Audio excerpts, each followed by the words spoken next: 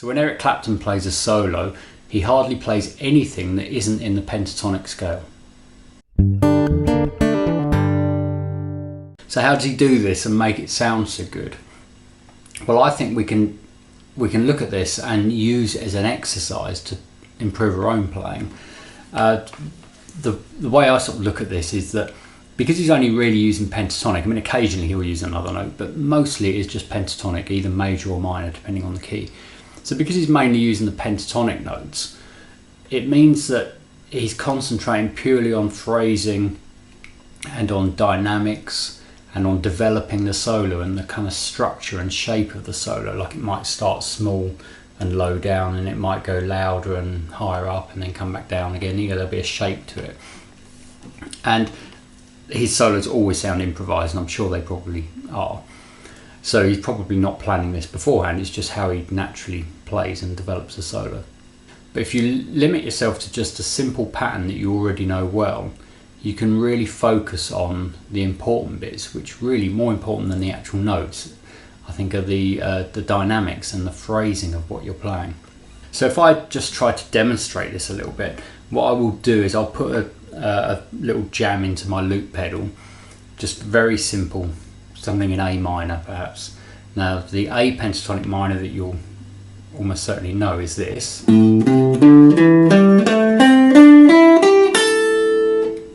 you can extend that, hopefully you might know this one, but I'll just play it slowly for you just in case.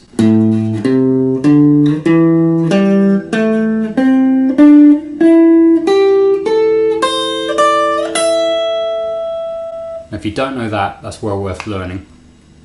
And what you can do then is link the pentatonic pattern here, the basic one at 5th position, which is then up an octave at 17th position. You can kind of link them with this extended pattern which goes more this direction.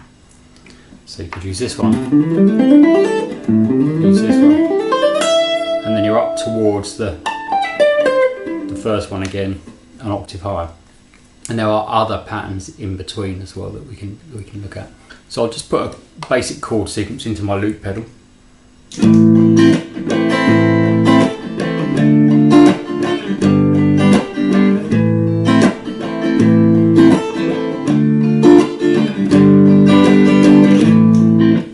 Okay, so now I'm going to try to demonstrate the sort of thing I'm talking about. So I'll start off in the standard A pentatonic minor position, and I won't play any notes that aren't in that basic scale. Now what I'm including with this is the 8th fret note on the 1st string, because most people learn the scale like this, and even though I don't teach the scale with that note in it, because I feel like you should end on the root note, which is the A, this is still a note that can be used because it's part of the next octave, so it's still in the scale really. So we've got this. So they're the notes that we can use. So I'll just try playing over that loop, and what I'm going to do is try to do some things that Clapton does. Now one thing I've noticed him doing is only using pentatonic, and he doesn't really put many pauses in. So everyone learns and teaches that you should put pauses in your playing. His pauses just come from mostly from notes that are held. So he doesn't really have a lot of silence in his lead playing. Not like some guitarists. He'll just leave notes ringing, so it's the rhythm that's changing. You're not actually hearing silent parts, you're just hearing the rhythm change. There'll be a load of notes, and then one will ring, and then some more notes, and then one will ring. So I'll just try and demonstrate that.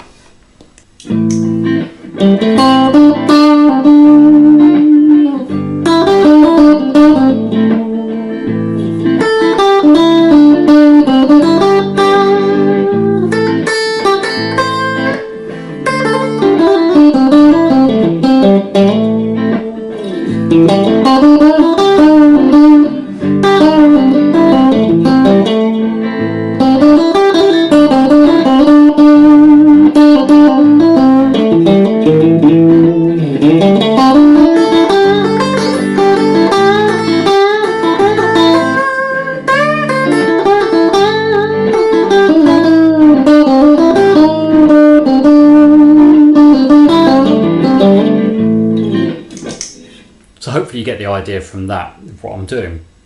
I'm trying to sort of copy his style of phrasing a little bit, just by, I mean, I'm not trying to sound like Eric Clapton, luckily, but what I'm doing is trying to be influenced by his way of phrasing. So I'm just letting notes ring rather than dead stop, which is what I would naturally do, just to give me a different sound. A lot of this stuff is all about playing things that are slightly different to what you would normally do. So what I did then might not have been better than what I would normally have done, but it was definitely different. If you restrict yourself to this pentatonic scale, not necessarily just that pattern, but any pentatonic scale, then because it's probably something you're familiar with, it's certainly something I'm familiar with, then you don't really have to think too hard about what notes to play next, or about what scale to go into, or playing over the chords, or any of that.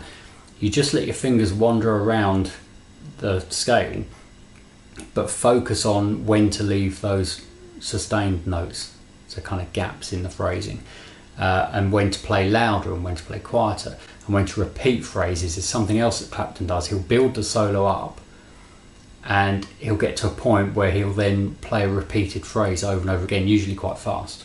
So you can do things like that. I'll try and demonstrate that a little bit.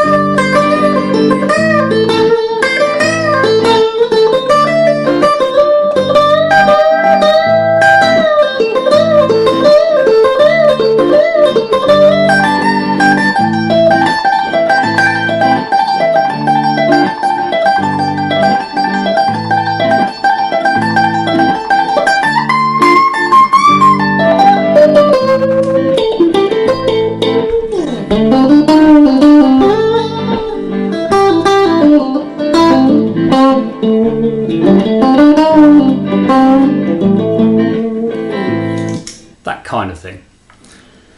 So these are just little ideas you can take from like one of the masters of electric guitar playing. I don't mean me, I mean Eric Clapton.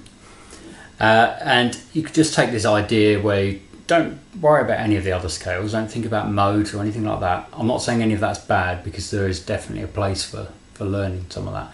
But I was watching some videos of Clapton playing, and that's what made me think of this. And I just thought, hang on, he's not really doing anything other than pentatonic. He's just doing it really, really well. Now this building the solo thing that you can get from Clapton is worth a look as well. So generally what you might want to do is start in the standard position, quite low down, sort of playing these kind of notes, and then gradually build up, sort of up an octave to about here. And there's lots of these little box shapes, and this is a really good one to know if you don't already.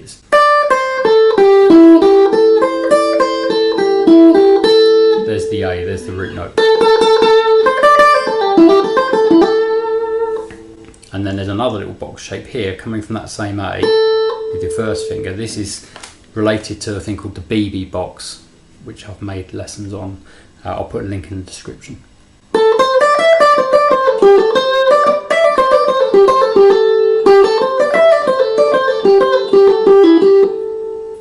And then you've got another little box here.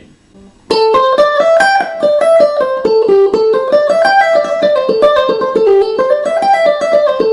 I'll play that slowly. This is your A note. And then there's another one here. There's the A. That's an octave up from where we started. So obviously you've got the standard pattern. But also you've got this one.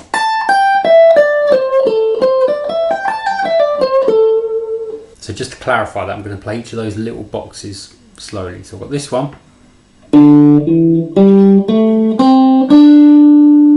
This one.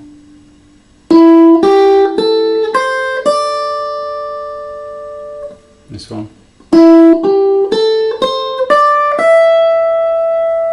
This one.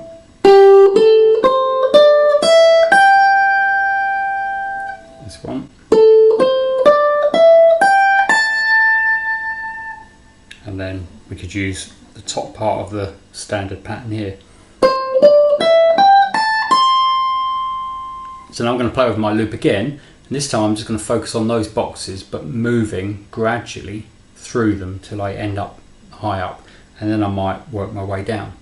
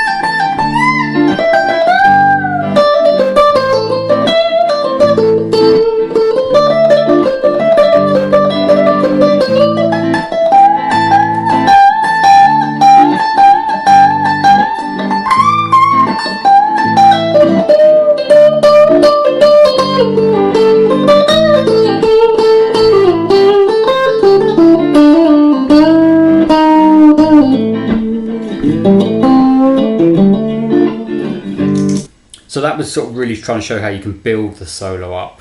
I didn't do a lot in the way of dynamics there, I kept it all pretty much the same.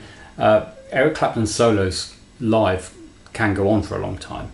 So he would play for at least as long as I did then without really many changes in dynamics. But then he might bring it right down or bring it right up again. Usually he'll sort of build it up like I did, then he'll bring it right down, and then he'll build it up again and to sort of a big crescendo. There are lots of examples of this. Just watch any live video of Eric Clapton playing. But if you want some specific examples that really show this, then let me know in the comments and I'll find some. Just another thing to mention, obviously a lot of Clapton's playing is blues, and what I'm talking about today is really what he does on non-blues songs. So if he's playing like over I Shot the Sheriff or something like that, which isn't really a blues, this is the kind of thing he does on those songs. So anytime you see him playing and it's not really what you call a blues, this is what he seems to be doing. When he's playing over a blues, then he'll use other notes, which is sort of ironic because blues is meant to be the simplest kind of type of music in a way, but he'll use other notes in the way that B.B. King would have done, or certain other guitarists, Freddie King, all the sort of classic blues players. They play a lot of notes that aren't actually in the blues scale when you really look at what they're doing. Well, Clapton does that. I mean, I always say he's an absolute master of electric kind of Chicago blues playing. He's one of the best people alive at doing that, if not the best. But that's something for another video perhaps. So today I'm just focusing on this pentatonic thing. So you're playing over something, it's not a blues. That example there was in A minor, so I was using the A pentatonic minor scale, just finding these little boxes, different places. So I'll just do one more example. I'll do one in a major key. So for pentatonic major, you probably want to think about these patterns. This is one you probably know. In the key of A. And then we could maybe use a little box, another little box shape here. Which is just a one octave version of the scale I just played. And play one from that note.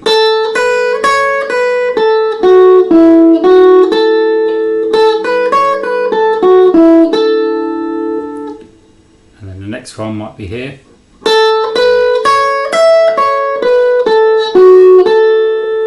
From that same A note.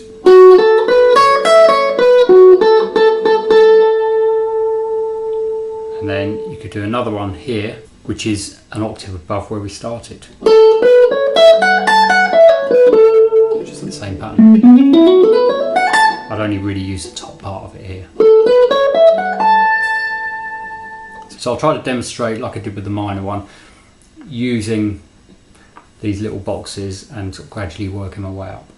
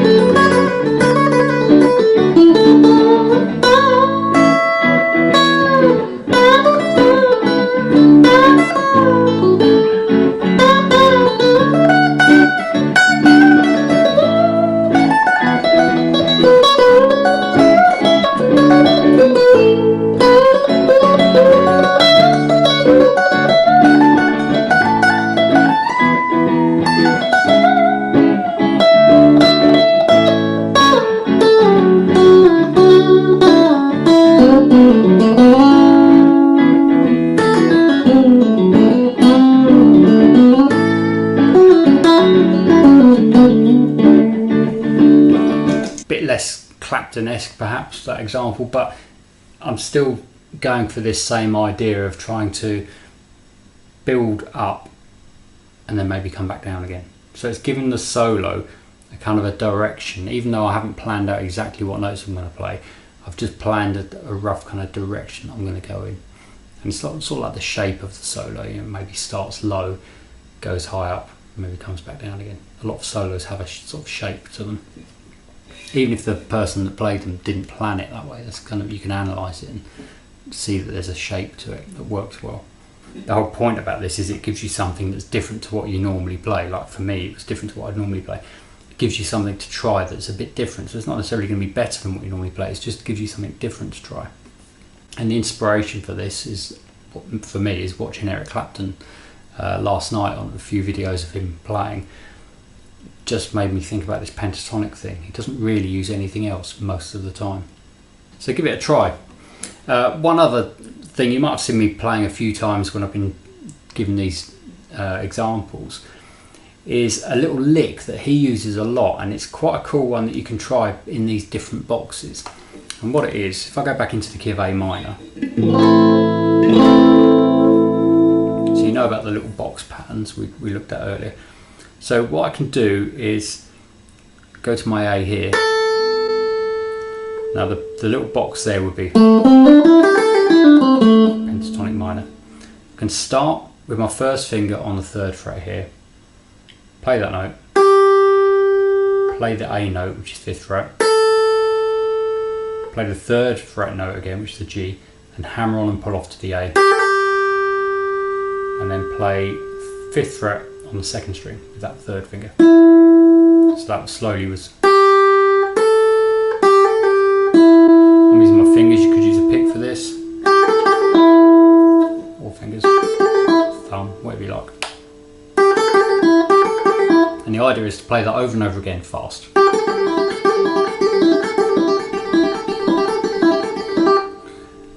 Or it works slow as well, but Clapton tends to play it fast, over and over again, and he's a master at playing a phrase over and over again for longer than you think he's going to. He's really good at that. Really builds up tension and sounds particularly good when you then come away from it at the end. So that's the first sort of position for that phrase. And then what I can do is go to the A pentatonic minor here and do the same kind of pattern. It's just a bigger stretch now because we've got 5 and 8 rather than 3 and 5. 5 and 8. Same fingers though. So the first one was, this one is, so over and over again. And then the next position would be 8 and 10, so back to the smaller spacing.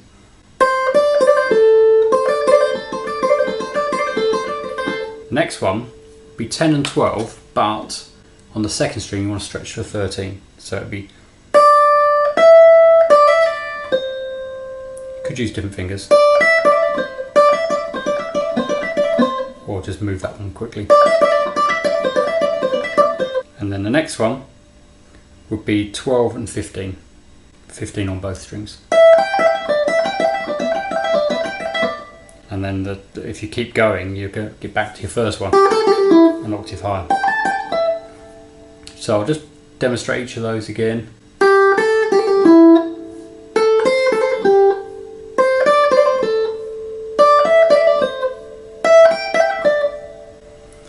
Now you wouldn't use all of them like that in the middle of a solo, or you could do, but what Clapton would do is he'd use those, he uses this phrase quite a lot, but he would use one of them depending on where he was at the time he wanted to do it. So wherever he is on the neck he can play that little phrase. I'll just do another A minor loop quickly and try to demonstrate this. Okay, so here we go, key of A minor. I will play some other notes as well, but I'll really focus on those little phrases.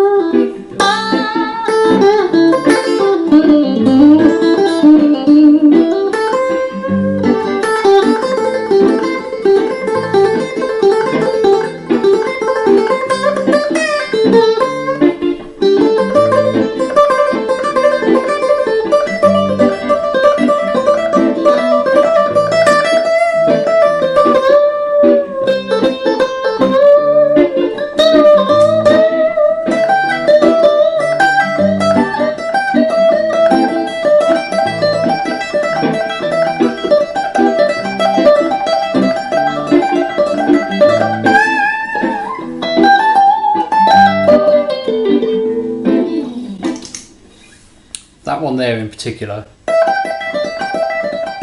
that's one you really hear him use a lot.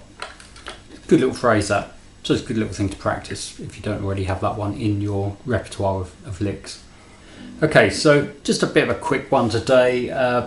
No exact examples of Clapton licks or solos particularly. It was just the inspiration, as I said before. So for me coming on here and talking about this, and it's something I often do talk about in my lessons, is the fact that you don't necessarily always need to learn new scales to develop your lead playing. It's good to do that as well, but you can really do a lot with the pentatonics. If you've got any questions about this one, please put them in the comments.